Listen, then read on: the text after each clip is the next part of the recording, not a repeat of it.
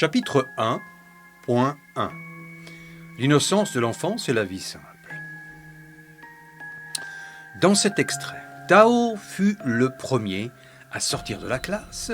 Il parcourut la ruelle centrale en courant, fit le tour du monastère, puis se dirigea vers la maison du peuple pour rejoindre la rue principale, menant au restaurant Fleur de Chine tenu par son père Chen. Cet extrait dépeint la routine d'un enfant et son lien étroit avec sa famille. Dans cet extrait, cela faisait beaucoup pour un garçon de 8 ans, mais il était fier de pouvoir aider ses parents. Cette citation souligne l'innocence et la volonté de Tao d'aider sa famille. Dans le point 2, la spiritualité et le mystère du monastère. Dans cet extrait, Lao Tse remercia Chen de son offrande et fixa Tao du regard. Après quelques instants d'un silence pesant, Lao Tse dit au petit « Balaye toute pensée que la lumière ne pourrait traverser.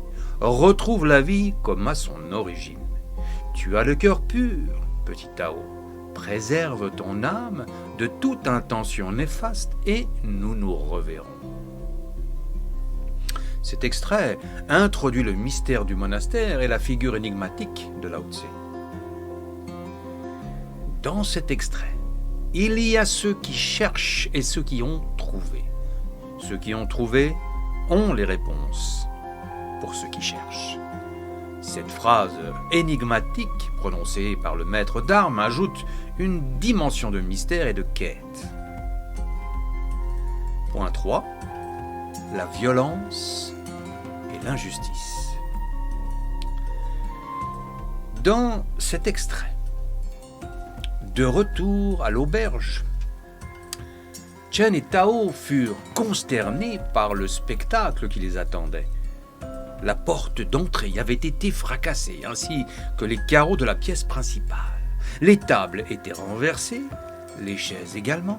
Les bouteilles derrière le comptoir avaient été brisées à coups de jets de pierre. Cet extrait décrit la violence qui frappe la famille de Tao, perturbant la vie paisible. Dans cet extrait, « Je dois voir Lao Tse Ming immédiatement !» cria le jeune garçon. « On ne peut pas déranger la méditation du grand maître pour les caprices d'un enfant !» répondit le moine. Cette citation dépeint le sentiment d'injustice ressenti par Tao et son impuissance face à la situation. Point 4. La peur et les légendes. Dans cet extrait, c'était un jour de repos. Un de ces jours où les villageois sortaient et venaient volontiers au restaurant partager un bon repas en famille. Chen préparait un de ces fameux canards laqués à l'orange dont il avait le secret, et Kimae faisait frire des beignets de crevettes. Tao donnait à manger aux poissons, puis se retira dans l'arrière-cour. Cette situation nous installe dans une atmosphère paisible qui sera rapidement perturbée par la violence. Dans cet extrait, cette légende raconte que le dragon noir attire les âmes égarées la nuit dans la forêt. Une âme saine et sereine rayonne d'une lumière si forte qu'aucune forêt, si dense soit-elle, ne peut empêcher ses rayons d'atteindre l'univers. Lorsqu'une âme est dans le doute ou impure, elle devient sombre et la forêt devient son piège. Le dragon noir peut alors s'emparer de l'âme fragilisée, car seul le rayonnement des âmes pures protège des griffes et des crocs du dragon.